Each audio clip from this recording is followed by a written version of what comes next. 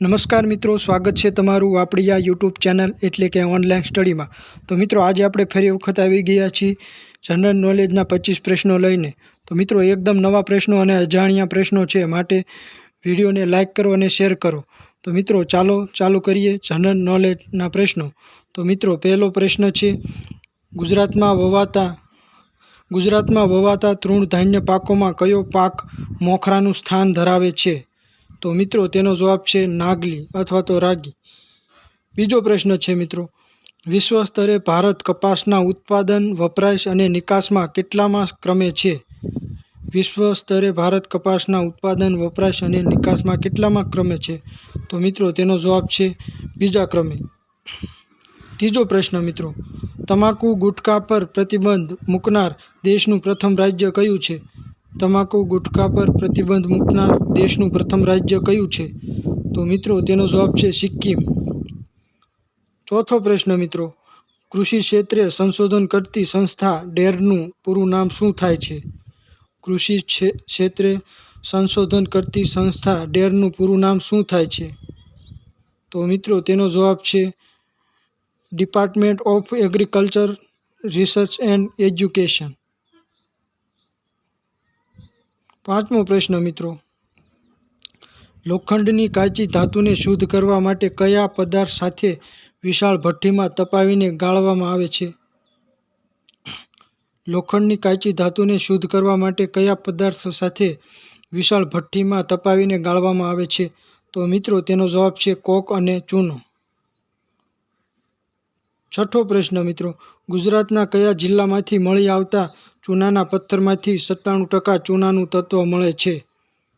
ગુજરાતના કયા જિલ્લામાંથી મળી આવતા ચૂનાના પથ્થરમાંથી 97% ચૂનાનું તત્વ મળે છે? તો મિત્રો તેનો જવાબ છે જામનગર।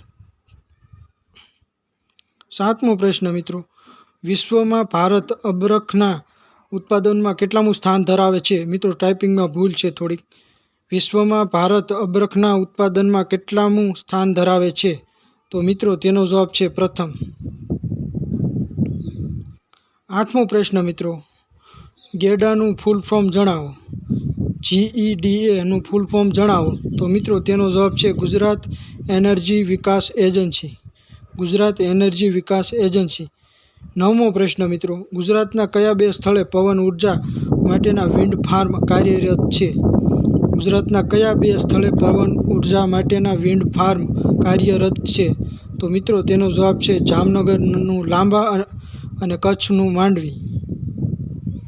દસમો પ્રશ્ન મિત્રો, બાયોગેસ ઉત્પાદનમાં સમગ્ર ભારતમાં ગુજરાતનું સ્થાન કેટલામું છે? બાયોગેસ ઉત્પાદનમાં સમગ્ર ભારતમાં ગુજરાતનું સ્થાન કેટલામું છે? તો મિત્રો તેનો જવાબ છે બીજું। 11મો પ્રશ્ન મિત્રો, ગુજરાતમાં કયા બે સ્થળે દરિયાઈ ભરતી ઉર્જા મેળવવામાં આવે છે? ગુજરાતના કયા બે સ્થળે દરિયાઈ ભરતી ઉર્જા મેળવવામાં આવે છે? તો મિત્રો તેનો જવાબ છે કચ્છ, ખંભાતનો અખાત। કચ્છ અને ખંભાતનો અખાત। 12મો પ્રશ્ન મિત્રો, આંકડાની પાછળ શૂન્ય લગાવીને લખવાની પદ્ધતિના શોધક કોણ હતા?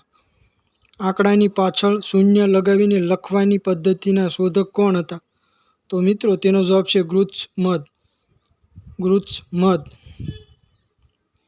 13મો પ્રશ્ન મિત્રો, મસ્જિદે નગીનાના નામે કઈ મસ્જિદ ઓળખાય છે?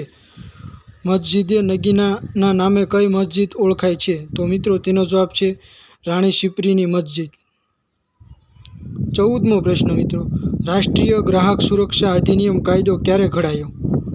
રાષ્ટ્રીય ગ્રાહક સુરક્ષા અધિનિયમ કાયદો ક્યારે ઘડાયો? તો મિત્રો તેનો જવાબ છે 1986।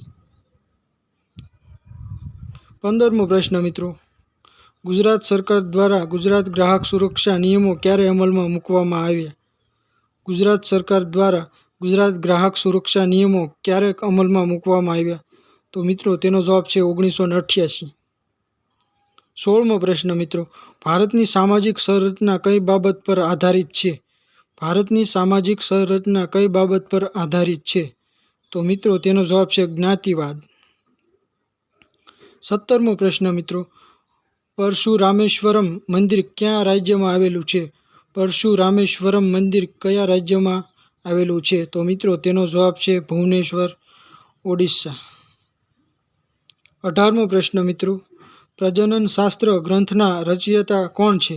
પ્રજનન શાસ્ત્ર ગ્રંથના રચયિતા કોણ છે?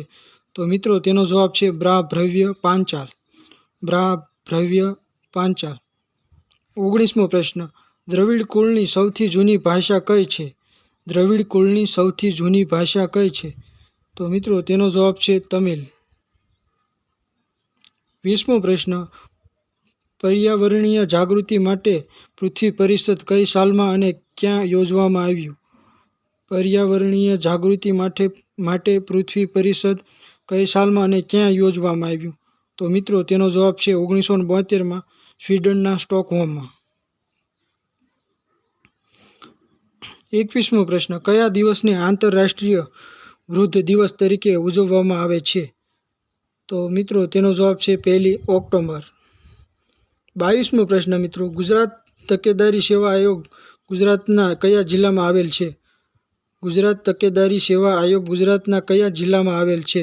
તો મિત્રો તેનો જવાબ છે ગાંધીનગર. 23મો પ્રશ્ન, કેન્દ્ર સરકારે કઈ સાલમાં બાળકોને મફત અને ફરજિયાત શિક્ષણના અધિકારોનો કાયદો અમલમાં મૂક્યો હતો? કેન્દ્ર સરકારે કઈ સાલમાં બાળકોને મફત અને ફરજિયાત શિક્ષણના અધિકારનો કાયદો અમલમાં મૂક્યો હતો? તો મિત્રો તેનો જવાબ છે 18 ફેબ્રુઆરી 2012, રાઇટ ટુ એજ્યુકેશન. 24મો પ્રશ્ન મિત્રો, માહિતી મેળવવાના અધિકાર બાબતનો અધિનિયમ કેન્દ્ર સરકાર દ્વારા ક્યારે બહાર પાડવામાં આવ્યો? તો મિત્રો તેનો જવાબ છે 15મી જૂન 2005.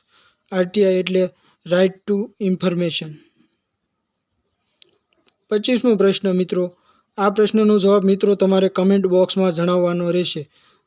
તો મિત્રો પ્રશ્ન છે, નીચેના નગરોમાંથી કયા નગરને સુતરાઉ કાપડનું વિશ્વ મહાનગર કહે છે? નીચેના નગરોમાંથી કયા નગરને સુતરાઉ કાપડનું વિશ્વ મહાનગર કહે છે? તો મિત્રો આ પ્રશ્નનો જવાબ તમારે કોમેન્ટમાં જણાવવાનો છે. તો મિત્રો આવા નવા જીકેના પ્રશ્નો જોવા માટે ઓનલાઈન સ્ટડી ચેનલને લાઇક કરો, શેર કરો અને